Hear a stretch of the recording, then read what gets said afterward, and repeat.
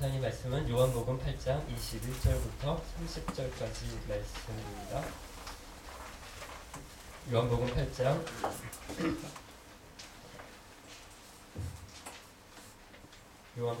21절부터 30절까지 말씀을 보겠습니다.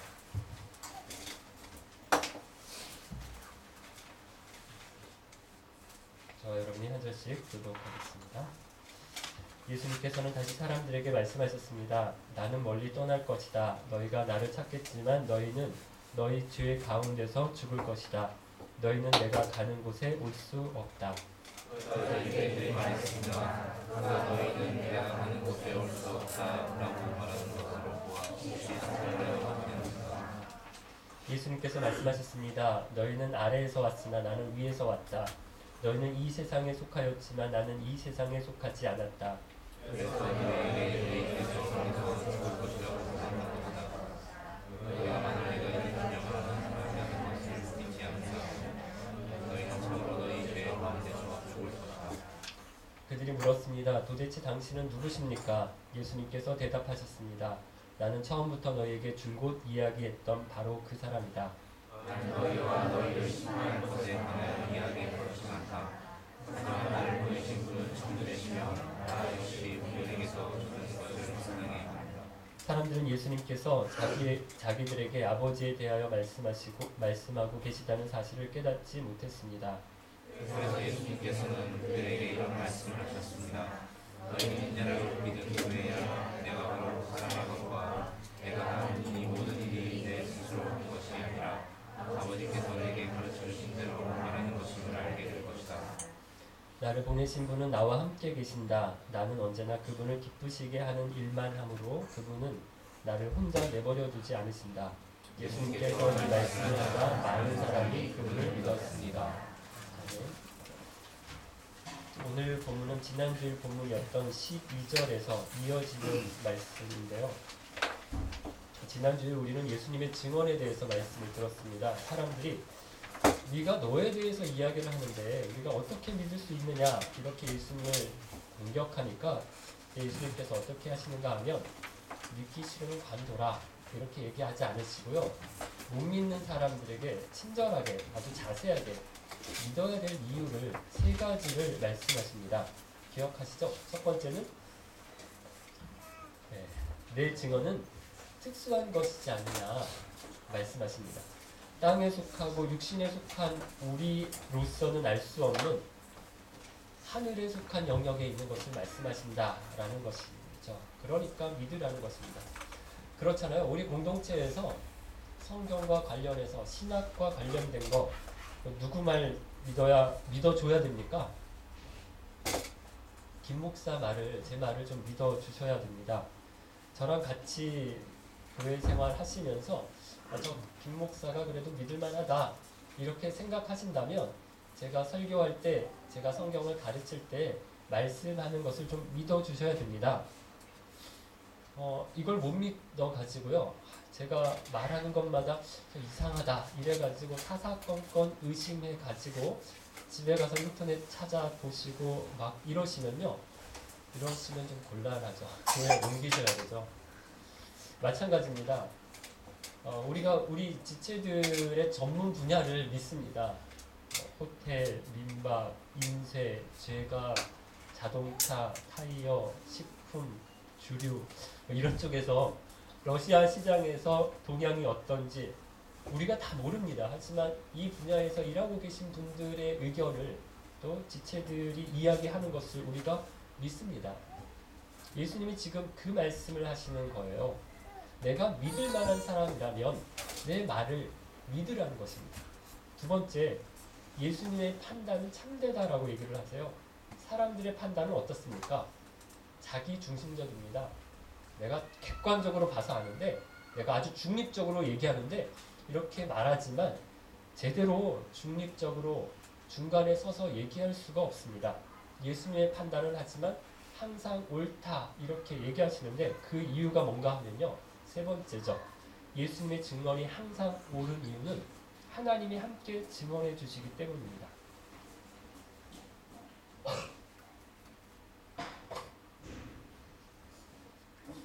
어떻게 하나님이 증언을 해주셨다라고 그랬습니까? 하나님 예수님 앞에 선지자들을 자꾸 보내셨어요. 구약의 선지자들이 하나님의 아들이 오면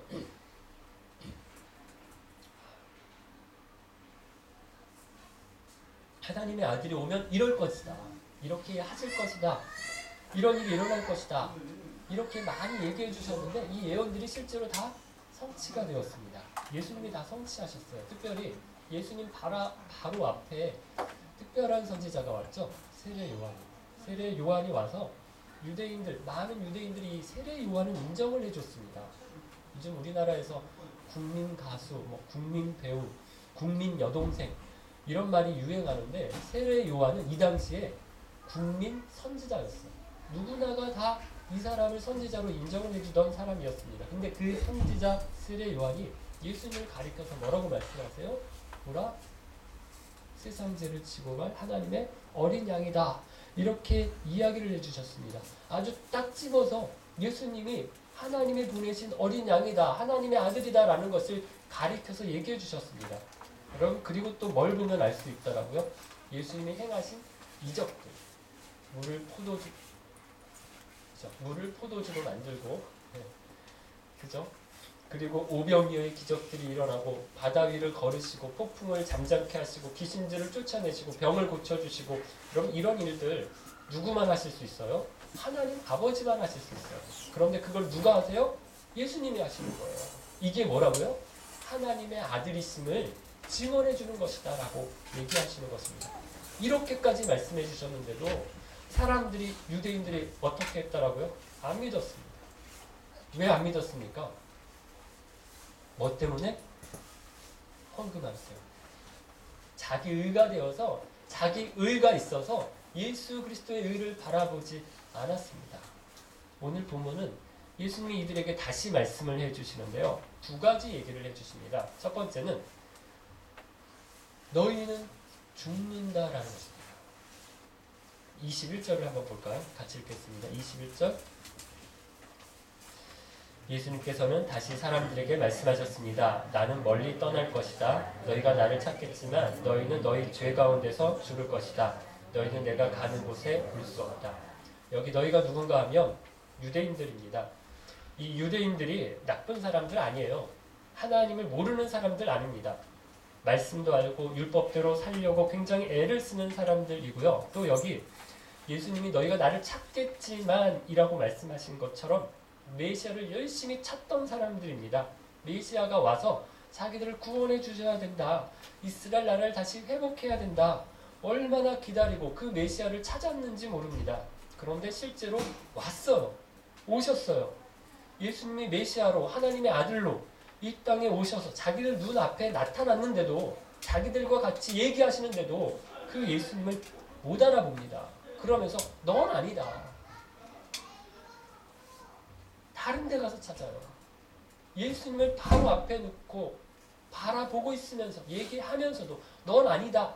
제껴놓고 다른 데 가서 또 메시아를 찾습니다. 그러는 동안 예수님 어떻게 하신다라고 얘기하시냐면 21절에 멀리 떠난다라고 말씀하시고요. 너희는 내가 있는 곳에 올 수가 없다. 이렇게 이야기를 하십니다. 여러분 유대인들이 그렇게 열심히 찾았지만 왜 못 찾았을까요? 예수님을 바로 눈앞에 두고서 자기들과 이야기를 나누는데도 불구하고 내 말을 믿어야 될 세 가지 이유를 다 설명해 주셨는데도 아주 친절하게 말씀해 주셨는데도 불구하고 왜 이 유대인들이 예수님을 발견하지 못했을까요? 자기들만의 메시아를 찾았기 때문입니다. 기다리고 원했던 메시아가 있었어요. 구약 성경에서 예언되었던 선지자들이 말한 말씀에 나와 있는 메시아가 아니라 자기들이 생각하고 있는 메시아가 있었어요. 힘 있는 사람, 권세가 있는 사람, 좋은 집안에서 좋은 학벌로 기대하는 메시아가 있었습니다. 그런데 예수님은 뭐예요? 그런 게 없어요. 생각하는 게 없어요. 목수의 집안, 갈릴리 지방 나사렛 시골 동네 출신이에요. 공부도 어디서 공부했는지를 모르겠어요. 누구 제자인지도 모릅니다. 학위도 없고 자격증도 없어요. 어울리는 사람들을 보면 죄인들하고 어울리고 다니고 새들 창녀들하고 다녀요. 거리에서 병든 사람들 앞에 나가서 고쳐주고 거린처럼 이곳저곳을 떠돌아다니시는데 제자들이라고 데리고 다니는 사람들 보면 다 갈릴리 출신 어부들입니다. 볼품없는 사람이었어요. 그러니 유대인들이 볼 때 이 사람은 아니다. 이렇게 생각을 한 것입니다. 메시아가 오시면 왕이 되셔야 된다. 자기들을 로마로부터 해방시켜줘야 된다. 다윗 왕, 솔로몬 왕 때처럼 이스라엘이 굉장히 강한 나라가 될 것이다. 이런 생각하면서 메시아를 기다렸거든요. 그런데 예수님을 보니까 아닌 겁니다. 로마하고 싸울 생각 안 해요. 힘을 모으고 세력을 모으고 그러지도 않아요. 그냥 딱 한 번 마음에 들었던 적 있어요. 물고기 2마리, 보리빵 5개를 가지고 5,000명을 먹이고 나니까 저분이 경제 대통령은 되겠다. 이 생각해서 왕이 되어야 되겠다. 이 생각 한번 해본 적 있습니다. 그런데 다른 거 보니까 다 아니에요. 여러분 우리도 마찬가지입니다. 우리가 예수님을 만나지 못하는 이유가 뭡니까? 교회 다니지 않는 사람은 빼놓고요. 교회를 다니는 사람들도 예수님을 제대로 만나지 못하는 사람이 많아요. 이유가 뭔지 아세요? 내가 만든 예수를 찾는 거예요. 내가 생각하는 하나님을 구하는 것입니다. 예수님은 이러해야 하고 하나님은 이렇게 하셔야 한다. 이런 게 내 속에 있어요. 내 기준이 되었어요. 그리고 그 기준에 맞는 예수님을, 그 기준에 맞는 하나님을 찾으니까 성경에 나와 있는 하나님이 안 맞는 거예요. 마음에 안 드는 겁니다. 그럼 마치 회사에서 어떤 기준을 정해놓고 사람을 뽑는 것처럼 그렇게 예수님을 내가 뽑으려고 하니까 못 찾는 것입니다. 나를 잘되게 해주셔야 하고 성공하고 건강하고 내 가족, 내 자녀들한테 복 주셔야 되고 그런 예수님 찾으니까 아무리 기도하고 예배하러 나와도 진짜 예수님은 못 만나고 돌아가는 것입니다. 그런 사람들이 많다라는 거예요. 그럼 이런 분들의 특징이 뭔가 하면요. 찾기는 찾아요. 말씀도 봅니다. 말씀도 읽어요. 읽기는 읽는데 어떤 말씀에만 은혜를 받아요? 자기한테 좋은 말씀, 유리한 말씀만 받습니다. 내 시작은 미약하였으나 나중은 창대하리라. 내가 모든 것을 할 수 있다. 믿는 자에게 능치 못할 일이 없다. 뭐 이런 말씀에만 막 은혜를 받아서 밑줄 긋고 막 어디다 붙여놓고 막 화장실에 이렇게 해놓고 막 그렇게 냉장고에 붙여놓고 은혜 받고 막 그래 할 수 있어. 그리고 다른 말씀들 자기가 중요하게 생각하지 않는 거, 자기가 잘 못하고 있는 거, 원수도 사랑하라, 70번씩 7번씩 용서하라, 뭐 이런 말씀들은 어떻게 해요? 눈길도 안 줘요. 막 쓱 휘간이 지나가는 거죠. 그래서 제자입니까? 라고 하는 책을 쓴 분이 있어요. 후안 카를로스 오르티즈 목사님인데 아르헨티나 목사님이에요. 굉장히 유명한 책입니다. 읽어보신 적 있으시죠? 제자입니까? 라고 하는 이 책을 쓰신 이 목사님이 무슨 얘기를 했냐면 내가 복음을 이야기를 했습니다. 들어보신 적 있으세요? 내가 복음. 마태가 쓴 게, 마가가 쓴 게, 누가가 쓴 게, 요한이 쓴 게 아니라 누가 썼어요? 내가 썼어요. 그래서 내가 복음입니다. 뭐예요? 성경에서 자기가 좋아하는 것만 뽑아내는 거예요. 그것만 붙드는 거예요. 그거 성경책을 새로 한 건 만들었어요. 그러면 이처럼 내가 좋아하는 예수님 상만 모아서요. 하나님 보내주신 예수님 말고요. 내가 만든 예수님을 섬긴다라는 것입니다. 이것은요. 같은 예수님 아닙니다. 같이 교회 나오고 같이 기도를 하는지 모르지만 다른 예수님입니다. 여러분, 저와 여러분이 찾는 예수님이 누굽니까? 우리가 믿는 예수님이 누굽니까? 말씀에 나온 예수님만 믿기를 원합니다. 말씀 말고 자기가 만들고 전통이 만들어낸 예수님 말고 성경에서 말씀하시는 예수님, 우리를 구원해 주신 하나님의 아들 예수님만 찾으시는 저와 여러분 되시기를 바랍니다. 예수님께서 내가 가는 곳에 너희가 올 수 없다 이렇게 말씀하시니까 유대인들이 뭐라고 묻는가 하면 22절인데 같이 한번 읽어볼까요? 22절입니다. 그러자 유대인들이 말했습니다. 그가 너희는 내가 가는 곳에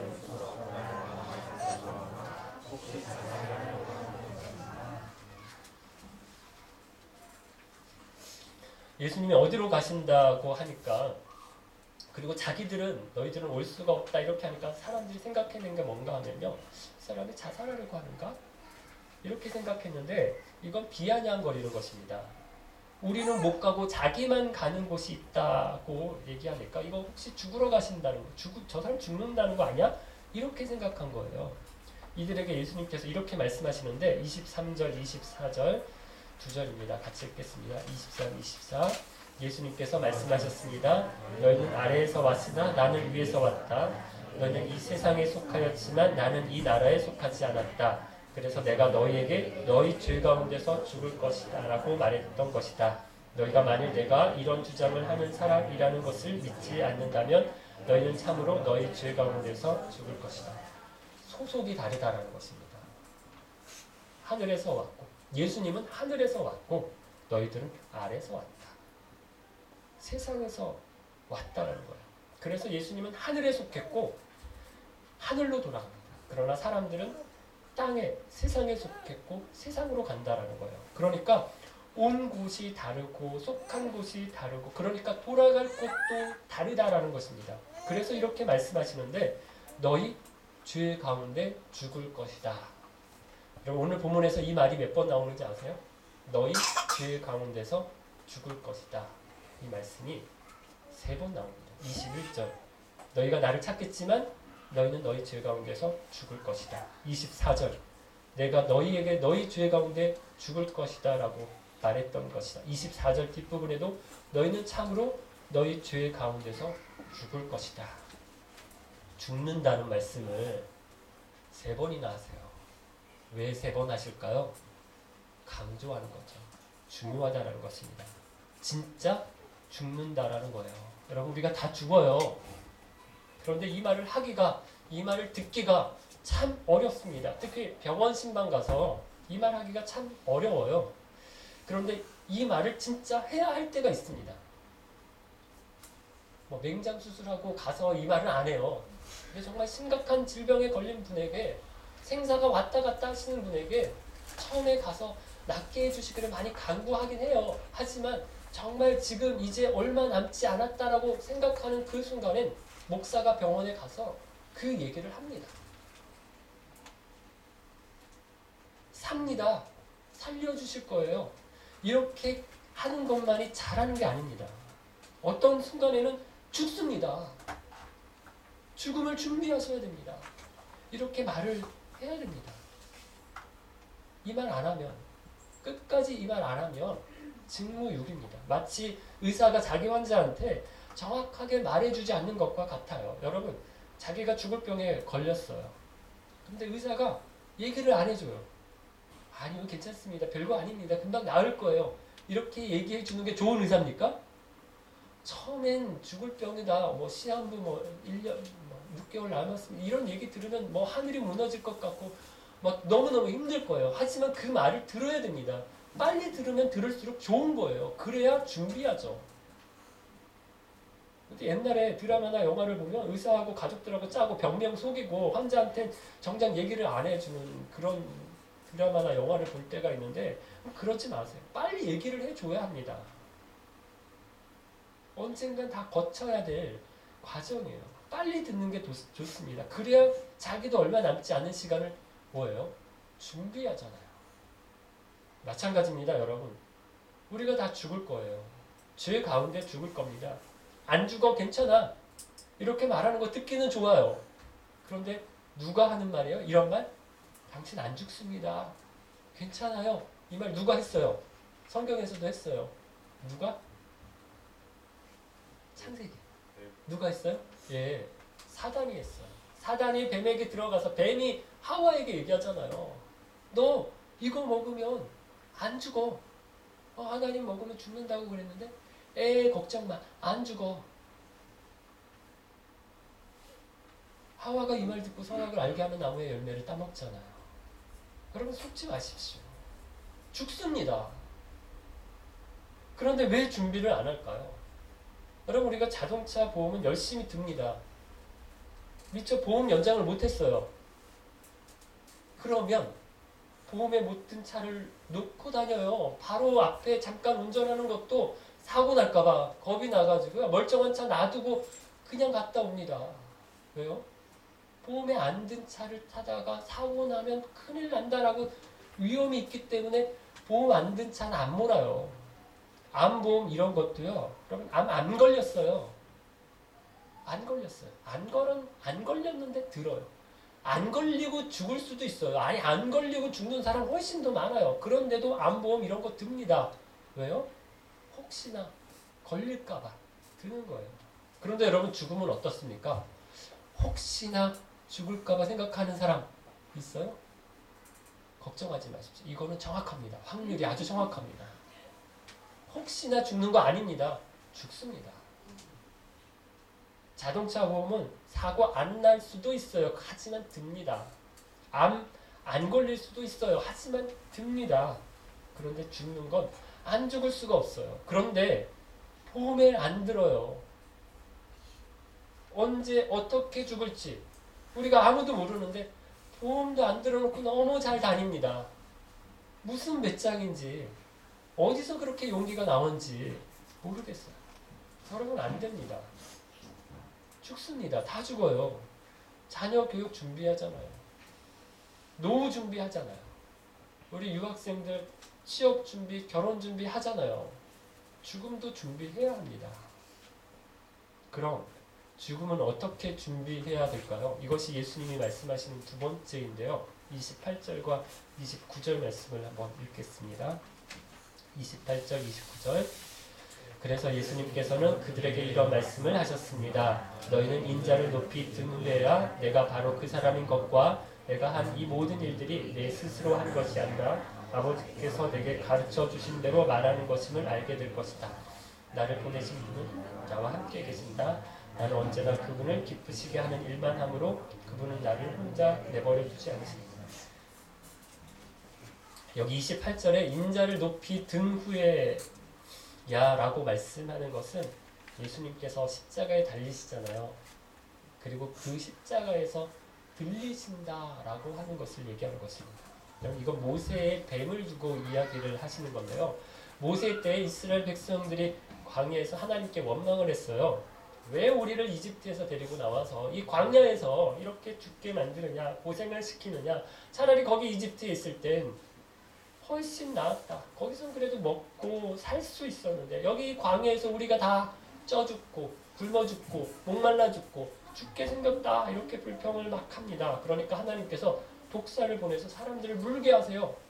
독사에 물려서 사람들이 많이 죽었어요. 그때 모세가 하나님께 백성들의 죄를 위해서 용서해달라고 기도를 드립니다. 그랬더니 하나님께서 이렇게 말씀을 하시는데요. 구리로 된 뱀을 만들어서 장대에 매달아서 걸라는 거예요. 막대를 놓으라는 것입니다. 그리고 사람들에게 이 나무에 달린 뱀을 본 사람들은 살 거다 이렇게 얘기하라는 거예요. 그랬더니 실제로 어떻게 되었어요? 나무에 달린 뱀을 본 사람들은 나았어요. 살았어요. 그런데 안 본 사람들, 그까지 그 뱀, 그까지 가짜 뱀, 그까지 나무 뭐하러 쳐다봐. 지금 아파서 죽겠는데, 안 그래도 힘들어 죽겠는데 거기 나가서 그걸 왜 쳐다봐. 그렇게 생각했던 사람들은 죽었습니다. 예수님 말씀하시는 것이 이거예요. 모세 때 사람들이 독사에 물려서 다 죽어갈 때 구리로 만든 뱀을, 장대에 걸려있는 뱀을 본 사람들 낫지 않았느냐. 나도 들릴 것이다. 나도 달릴 것이다. 예수님이 말씀하십니다. 나도 나무에 달릴 것이다. 모세가 만든 뱀을 본 사람이 살았던 것처럼 나를 보는 사람들은 살 거다. 말씀하시는 것입니다. 여러분 아무 힘도 능력도 없는 구리로 만든 가짜 뱀이 들렸어요. 그런데 그 뱀 본 사람들이 어떻게 되었다고요? 살았다라고요. 그러면 이번엔 누가 들려요? 뱀 아니에요. 가짜 뱀도 아니에요. 누구예요? 예수님이에요. 예수님이 달리시고 그 나무가 들린대요. 그 십자가 나무에 못 박힌 채로 들린 그 예수님을 바라보는 사람, 쳐다보는 사람 낫는다라는 거예요. 산다라는 거예요. 이거 믿으십니까? 여러분, 이 십자가의 능력이 있습니다. 그냥 십자가 자체가 능력이 아니에요. 그래서 십자가 목걸이 걸고 다니고 십자가 목주 차에 이렇게 매달려 놓고 이러면 사고 안 당하고 그런 거 아닙니다. 십자가 성호 긋고 이러면 사단이 물러가고 그런 거 아니에요. 그럼 십자가에 왜 능력이 있습니까? 십자가에 두 가지 의미가 있습니다. 첫 번째는 심판입니다. 죽는다라는 거예요. 누구도 죽었어요? 하나님의 아들도 죽었어요. 하나님이 죄를 얼마나 미워하시는가, 얼마나 죄를 싫어하시는가. 하나님이 그냥 안 넘어가신다라는 거예요. 그래서 하나님께서 우리 죄를 용서해 주시기 위해서 대충 이렇게 그래 알았어 해서 넘겨주시는, 그렇게 용서해 주신 것이 아니에요. 무슨 대가를 치르셨어요? 우리의 죄를 용서해 주시기 위해서 아들을 주셨어요. 아들을 대신 죽게 해주셨어요. 그것도 십자가에 죽게 하셨어요. 살찌고 피 흘려서 구원해 주셨어요. 그래서 십자가 보면요, 무슨 생각을 해야 돼요? 하나님이 죄를 싫어하시는구나, 미워하시는구나, 반드시 심판하시는구나. 그럼 이거 생각해야 됩니다. 다음에 십자가에 또 무슨 의미가 있는가 하면요, 사랑과 용서입니다. 우리를 사랑하신다라는 거예요. 아들을 주시고 우리를 사셨습니다. 우리를 사랑하시는데 얼마나 사랑하는지 뭘 보고 알아요? 내가 너 사랑한다. 뭘 보고 압니까? 말로만? 아니에요. 보여주셨어요. 표현하셨어요. 얼마나 우리를 사랑하시는지 증명해 주셨습니다. 뭐예요? 십자가. 십자가가 하나님의 사랑의 증표입니다. 그래서 여러분, 하나님이 멀리 계신 것 같아요. 하나님이 내 기도 안 들으시는 것 같아요. 뭐 보시면 돼요? 십자가 보시면 돼요. 십자가 보시면 그 안에 사랑이 들어있어요. 아들을 아끼지 않으시고 내어주신 사랑이 있습니다. 여러분 아들을, 여러분 딸을 누구에게 주겠습니까? 무엇과 바꾸겠습니까? 못 바꿔요. 천만금을 주어도 안 내놓습니다. 그런데 하나님 아버지는 내어주셨어요. 누구를 위해서요? 저와 여러분을 위해서. 우리를 사시기 위해서, 살려주시기 위해서, 우리에게 생명 주시기 위해서 아들을 주셨습니다. 그것도 그냥 주신 게 아니라 어디에 주셨어요? 십자가에 주신 것입니다. 그 아버지의 마음을 아시겠습니까? 우리를 사랑하셔서 아들을 십자가에 내어주신 그 아버지의 마음을 아시겠습니까? 십자가가 능력인 이유는 죄에 대한 무시무시한 진노가 있고 심판이 있기 때문이고요. 또 뭐가 있다라고요? 우리를 향한 놀라운 사랑과 말로 할 수 없는 용서가 있기 때문입니다. 하나님 아들이 우리를 위해서 대신 죽으신 것입니다. 사랑하는 깊은 가족 여러분, 사람들은 말합니다. 그 나무에 뱀이 들렸든 사람이 들렸든 무슨 의미가 있느냐? 그저 나무일 뿐이지 않느냐 말합니다. 그렇게 보입니다. 사도 바울도 고린도 교회 성도들에게 편지하면서 이렇게 이야기하는데, 십자가가 멸망당할 사람들에게는 미련한 것이다, 어리석어 보이는 것이다 얘기합니다. 하지만 구원받는 우리에게는 하나님의 능력이다라고 얘기합니다. 사람들은 십자가가 미련해 보여요. 어리석어 보여요. 말도 안 되는 것 같아. 하지만 구원 얻는 사람들에게 십자가가 하나님의 능력입니다. 사람을 살리는, 생명을 주시는 능력이 십자가에 있는 것입니다. 사람들은 돈이 능력이라고 얘기해요. 돈이면 안 되는 일이 없다, 돈이 최고다 말합니다. 높은 자리에 올라가는 게 능력이다, 많은 지식을 갖는 것, 스펙을 많이 쌓는 것이, 인맥을 많이 가지는 것이 능력이다 얘기합니다. 그러나 성경은 분명하게 말씀합니다. 십자가가 능력입니다. 거기에 생명이 있기 때문입니다. 돈 가지고 영생을 살 수가 없습니다. 돈 가지고 생명을 살 수가 없습니다. 돈 아무리 많아도 죽어요. 권력 가지고 있어도 많은 지식을 가진 사람도 그것 가지고 사는 거, 계속 사는 거 아닙니다. 죽을 때까지만 필요한 거예요. 그러나 십자가는 죽어도 생명을 얻는, 죽어도 살리는 능력입니다. 여러분, 오늘 추수감사주일인데요. 제가 특별히 감사 설교를 준비하지 않았습니다. 그래도 되겠다 싶었기 때문입니다. 왜요? 가장 감사한 건 십자가입니다. 십자가 없으면 대통령이 돼도 감사할 바가 아니고요. 재벌 총수가 돼도 아닙니다. 그러나 십자가가 있으면 어때요?